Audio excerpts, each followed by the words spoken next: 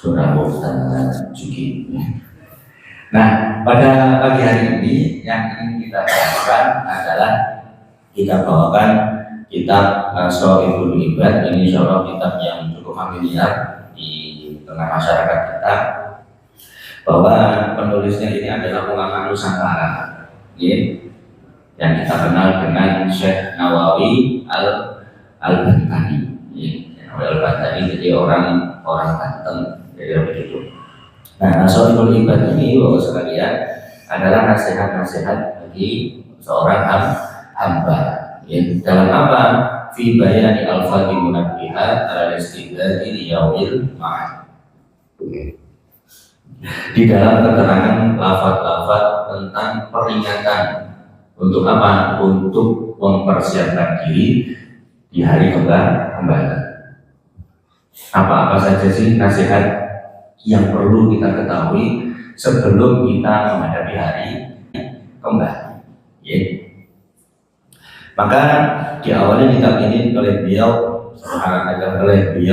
rahimahullah, bahwa wa as'alullah al-karim an yanfa'a bil muslimin. Beliau mohon agar kiranya kitab ini bisa bermanfaat untuk umat muslim atau untuk umat Islam. Nah, beliau awali dengan bismillah, kemudian diawali dengan tahmid dan juga taslim. Bismillah itu memang kita disunahkan kalau mau memulai sesuatu, diawali dengan bismillah, sesuatu yang baik, diawali dengan bismillah. Itu kita sudah maklumi bersama. Kemudian dengan tahmid, bersyukur kepada Allah, dan taslim, bersolawat kepada Nabi Muhammad SAW. Lalu kemudian beliau mengawali, setelah dibuka oleh beliau tadi itu, diawali dengan salah satu hadis qudsi, yang mana hadis qudsi itu wahwa bin Utsman bin Abbas bin Utsman an-Nasyayikh fi muttasilan ila Abi Dzar al-Ghifari, yang mana Utsman bin Utsman tadi itu, Utsman bin Abbas dan kemudian bin Utsman an-Nasyayikh dari guru-gurunya nyambung sampai Abu Dzar al-Ghifari. Nanti mirip Abu Dzar al-Ghifari. Nah, kenal kan betul. Tapi kalau dengar pernah, insya Allah Abu Dzar al-Ghifari. Abu Dzar al-Ghifari ini nama aslinya Jundub bin Junadah.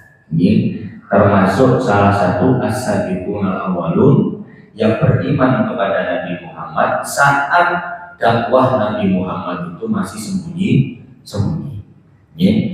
Berasal dari Ghifar. Supaya kalau dengan kami tahu sirah sahabat, meskipun sedikit demi sedikit secara keseluruhan, dan bisa mengambil ibrah dari kehidupan sahabat. Dan kata guru saya, kita itu yang paling memungkinkan untuk bisa kita ikuti adalah jalan hidupnya sahabat. Karena orang seperti kita, kalau jalan hidupnya Nabi Muhammad, insya Allah sudah berat orang khusus, orang-orang pilihan. Yang meskipun kita yakini bersama bahwa sahabat juga orang pilihan. Nah, Abu Dzar al-Ghifari ini sekalian berasal dari desa Ghifar. Nah, Ghifar ini dikenal dengan desa ataupun sarang penyamun.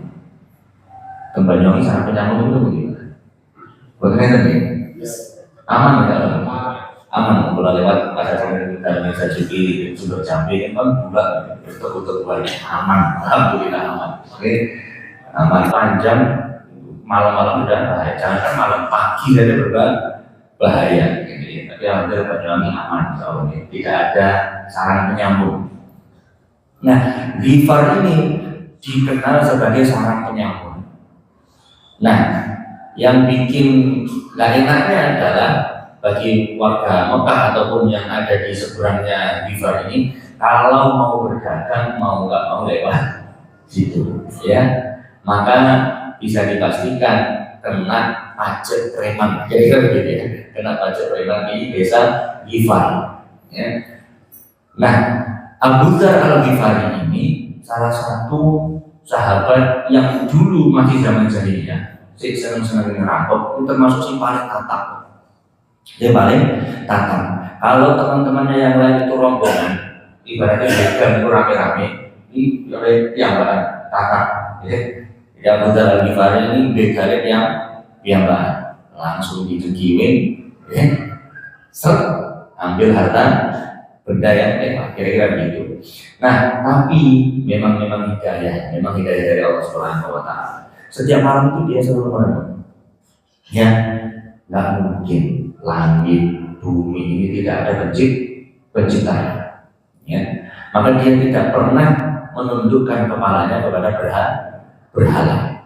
Sampai kemudian dia mendengar kabar ada seorang yang mengaku nabi di Mekah. Ya, lalu kemudian dia mengutus saudaranya untuk ngecek. Ya, coba tolong lihatkan di Mekah itu benar nggak ada orang yang mengaku nabi. Dicek, ya, setelah dicek kembali ke Ghifar, saudaranya itu disampaikan apa yang telah didapatkan dari Mekah, ya, bahwa Nabi Muhammad ini adalah orang yang menyeru kepada kebaikan, orangnya yang baik. Tapi Abu Dzar Al-Ghifari kurang puas. Abu Dzar Al-Ghifari kurang puas, akhirnya berangkat sendiri ke Mekah dengan bekal seadanya. Ya, keliling di Mekah. Qadarullah ketemu dengan Ali bin Abi Thalib. Ali bin Abi Thalib tahu ini orang asing, ya, ditanya, kamu sepertinya tidak pernah ke sini. Iya, saya orang asing, tapi belum langsung menunjukkan apa, mengutarakan keinginannya atau niatnya bahwa akan menemui atau mencari seorang yang aku lagi tidak. Jadi bermalam diinapkan. Jadi salah satu pelajaran yang bisa kita ambil dari sini adalah umat Islam, orang Muslim, kalau ada orang asing, ya, kok kelihatan bingung, tidak pernah terlihat di situ, di Sumatera ada di rumah, diinapkan, ya. Tapi kita lihat dulu kalau zaman sekarang. Kalau zaman sekarang yang kita lihat dulu. Barangkali, ya, niat kita baik, tapi ternyata saat kita tertidur, ternyata kebobolan dan sebagainya. Jadi kita memang perlu hati-hati. Memang zamannya bola balik zaman. Nah, diinapkan ketika subuh, ikut dia subuh, ya, setelah subuh kemudian dia agak masih kebingungan. Sebenarnya kamu mau apa? Ditanya sama Ali, kemudian Abu Dzar, saya akan menyampaikan tujuan saya kalau kamu mau menjaga rahasia. Jadi ya, akhirnya siap, nggak apa-apa, silakan disampaikan. Dia ingin menemui Nabi Muhammad Shallallahu Alaihi Wasallam. Maka saat itu Ali menyampaikan, alhamdulillah hidayah Allah telah menuntunku ke sini dan bertemu denganku. Maka sekarang digelendeng, akhirnya dibawa ke rumah Nabi Muhammad. Ya, sekali lagi kita sampaikan, saat itu dakwah Nabi Muhammad masih sembunyi. Ya, begitu nyampe di rumah kediaman Nabi Muhammad, disampaikan, dijelaskan, bla bla bla, walhasil singkat cerita, Abu Dzar Al-Ghifari ini masuk Islam, mantap dengan Islam, ya. Kemudian pamit ke Rasul, orang-orang di sekitar sini apa nggak mau beriman dengan sini, ya. Sampai dia bersumpah, demi Tuhan yang mengutusmu, saya akan teriak dan menyuarakan kebenaran ini di tengah-tengah mereka. Nabi sempat melarang, jangan dulu, belum ada berdakwah terang-terangan. Tapi memang dasar jiwa-jiwa berontak premannya. Kok ibaratnya saya dulu merampok pada terang-terangan, masa ini sudah mendapatkan hidayah kok nggak terang-terangan? Ya. Maka dia lari ke Mekah, lari ke Ka'bah di saat berkumpulnya banyak kafir Quraisy di situ, ya, dan menyatakan, wahai kafir Quraisy, ya, asyhadu an la ilaha illallah wa asyhadu anna Muhammadar Rasulullah, dan seterusnya. Itu, ya, dikeruyuk sama kafir Quraisy, digebukin sampai kilat dalam riwayat itu sampai hampir selesai. Nabi Rasul diselamatkan oleh Abbas, ya, dan diselamatkan oleh Abbas itu sempat sedih. Oh ya, kira-kira kalau kita sekarang ini ada pemuda, ya, ada si fulan yang mencuri motor ketahuan, cuma semangat kita, ya, untuk berbooking, wah kira-kira begitu ya. Jadi kita bayangkan Abu Dzar Al-Ghifari dulu begitu, untuk menyuarakan kebenaran di tengah Ka'bah itu sampai digebukin sampai hampir meregang nyawa. Tapi Abbas datang, belum mau berhenti mereka itu. Berhentinya apa? Berhentinya setelah disampaikan celaka kalian. Ya kata Abbas, celaka kalian ini orang Ghifar. Ya, kafilah dagang kalian kalau sampai lewat Ghifar selesai, nggak selamat. Kalau tahu salah satu warganya digebukin di Makkah, harus mereka berhenti. Jadi pertimbangannya apa? Pertimbangannya dunia kalau mereka itu. Oh cocok, jiwa juga lagi. Baru mau berhenti, ya, baru mau berhenti untuk menyiksa Abu Dzar Al-Ghifari. Ya. Jadi ini menjadi penyemangat juga bagi kita sekalian bahwa kalau memang kita yakin apa yang kita pegang di sebuah kebenaran, maka kita suarakan meskipun resikonya mungkin tiga bukti. Nah itu sudah terjadi bersama teman-teman kita yang ada di Klaten dan Palu, kebukin ya, digebukin. Tapi alhamdulillah di sini aman, aman. Maka bapak-bapak sekalian, ibu-ibu yang kami muliakan, ini adalah salah satu sahabat yang mulia, ya, yang sangat jadi memang sudah hidayah daripada Allah Subhanahu Wa Taala. Kalau memang sudah hidayah, siapapun tidak akan bisa menghalang. Sekalipun mesti digebukin saat Mekah, ya, saat Mekah. Jadi masih tetap beriman kepada Allah Subhanahu Wa Taala, saking mantapnya. Ya. Ini adalah Abu Dzar Al-Ghifari, sehingga kita tidak hanya tahu namanya di dalam meriwayatkan hadis-hadis, tetapi sedikit kita ulas siapa sih yang meriwayatkan hadis ini, sejarah hidupnya bagaimana. Barangkali ada pengajaran yang bisa kita ambil dari kisah hidup beliau. Ini ya. Jadi Abu Dzar Al-Ghifari radhiyallahu anhu an Rasulillah sallallahu alaihi wasallam, dari Rasulullah sallallahu alaihi wasallam. Fima yarwi an Rabbi azza wa jalla. Ya, di dalam apa yang diriwayatkan oleh beliau dari Tuhannya Allah Subhanahu wa taala. Qala ta'ala, Allah berfirman, ya ibadi, wahai hamba-hambaku, inni haramtu dzulma ala nafsi. Sesungguhnya aku telah mengharamkan kezaliman atas diriku. Wa ja'altuhu bainakum muharraman, dan aku jadikan kezaliman itu di antara kalian muharraman, hal yang haram. Fala tadzalamu, maka janganlah di antara kalian saling menzalimi.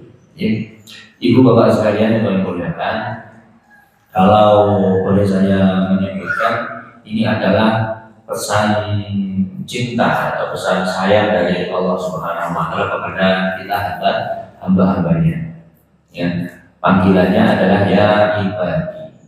Ya, terus kula panjenengan lek nimbali yuga kula panjenengan sami, antara panggilan le sama panggilan nama itu berasa sayang dengan panggilan nama. Le atau atau do. Anak juga begitu, ketika langsung dipanggil nama yang biasanya dipanggil le atau do atau anak akan merasa aneh, ada apa kan gitu. Artinya ketika kita manggil yang bukan namanya, ini dengan panggilan yang lain tapi yang baik, itu adalah tanda sayang. Dan bisa kita cek di dalam Al-Quran, Allah pun tidak pernah memanggil ya Muhammad, tapi pakai panggilan-panggilan yang mesra, panggilan-panggilan yang sayang. Ya Nabi, ya ayyuhan Nabi, ya Toha Yasin, dan seterusnya itu adalah panggilan-panggilan Allah kepada Nabi Muhammad. Tidak pernah di dalam Al-Quran, mungkin bisa dicek nanti, memanggil ya Muhammad. Dan ini juga hadis qudsi ini, panggilannya kepada kita adalah ya ibadi, wahai hamba-hambaku, ya, yang menyembah kepada. Ya. Jadi ini panggilan sayang, dan memang salah satu bukti sayangnya Allah Subhanahu wa taala kepada kita, umat yang terakhir, Bapak sekalian, Meskipun kita ini umurnya rata-rata 60 sampai 70, yang artinya sangat terbatas untuk beramal kebajikan, berbuat kebaikan, beribadah untuk tabungan akhirat, tapi Allah sediakan bulan-bulan tertentu yang dimana di situ ada pelipat gandaan pahala. Ya, sampai pelipat gandaan pahala itu ya bisa melampaui amalan-amalan orang-orang yang terdahulu. Salah satunya yang hari ini kita lewati, ya, yang hari ini kita jalani. Apa itu bulan Muharram, bulan Suro. Ya, kan sih nggak ada gambar bulan Suro. Nggak ada gambar. Nah, bulan baik, Bapak. Ya, bulan baik. Ya. Jadi bulan Suro adalah bulan baik menurut Islam. Cuma nanti kadang-kadang tetangga kita akan mengomentari wongkok teman. Dulu gawe bulan Suro. Jangan boleh komentari. Ya, maka tahu kan? Wah, ya. Dan karena kita yakini Muharram ini adalah bulan yang baik, salah satu 4 bulan yang haram. Ya, yang berurutan kan Dzulqa'dah, Dzulhijjah, Muharram. Ini kita masih ada di sini. Ya, kemudian Rajab. Kemudian kita disediakan oleh Allah bulan Ramadan. Ya, dan di dalam bulan Ramadan disediakan Lailatul Qadar. Ya, khairum min alfi syahr. Jadi saking sayangnya bentuk cintanya Allah kepada kita, disediakan bulan-bulan khusus, musim-musim ibadah, kalau boleh kita katakan ya, musim-musim ibadah yang di dalamnya kita mestinya memperbanyak ibadah, ya, meskipun yang wajib saja, kemudian ditambah sunnah yang biasa sudah kita lakukan, hanya nilainya yang pertama ditambah dengan meninggalkan larangan. Salah satunya adalah kezaliman. Jadi kalau kita adalah kezaliman. Bahkan yang sekalian dalam sebuah riwayat yang lain ini sekaligus bangga lah, gitu. Ya bangga, ya senang, ya bersyukur juga. Ya, kita ini diberi nikmat yang luar biasa, diberi nikmat Nabi yang paling mulia, diberi mukjizat Al-Quran. Ya. Dan di dalam sebuah riwayat dan pernah menyampaikan bertanya kepada para sahabat, jawab kepada para sahabat, yang menurut kalian makhluk Allah ini yang imannya paling kuat siapa? Maka kemudian mereka menjawab, ada dalam kitab ini juga, ya, malaikat Rasul. Oh ya wajar. Ya, karena mereka dekat dengan Allah, ya, tahu surga dan neraka. Wajar kalau mereka beriman, tapi bukan mereka, ya, bukan mereka yang terbaik imannya atau terkuat imannya. Lalu siapa ya Rasul? Kita, kata sahabat. Ya, kata sahabat adalah kita para sahabat. Oh ya jelas, kamu hidup di zamanku, melihat aku, tak didik, tak bimbing. Wajar kalau kamu punya iman yang kuat. Lantas siapa ya Rasul? Ya, maka Nabi menyampaikan orang yang kuat imannya adalah mereka yang tidak pernah melihatku dan beriman kepada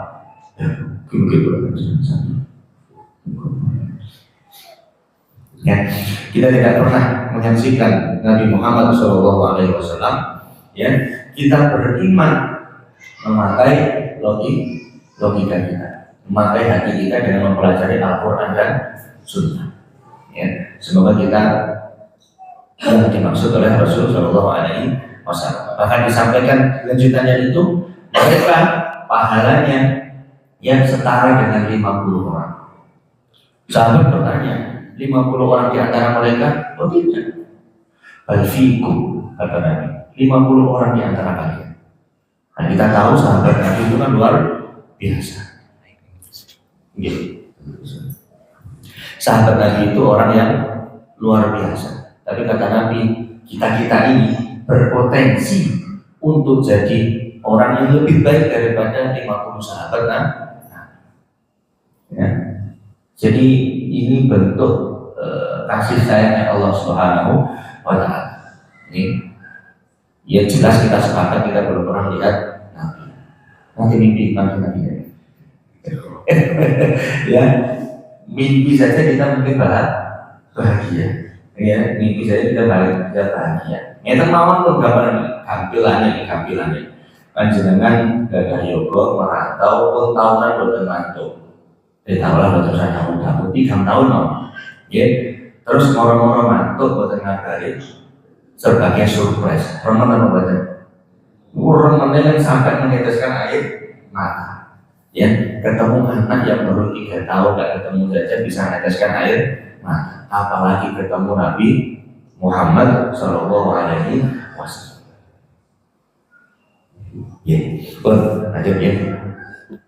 Di dalam hadis kursi ini dikatakan oleh Allah Subhanahu Wa Taala, ini haram tutul ma'ala nafsi. Ini Allah itu mengharamkan kezaliman atas dirinya sendiri, padahal kita tahu Allah itu ala kulli syai'in qadir. Ya, Allah itu atas segala sesuatu serta mampu. Tapi dalam hal yang zalim, ya, meskipun mestinya mampu, Allah mengharamkan atas dirinya sendiri.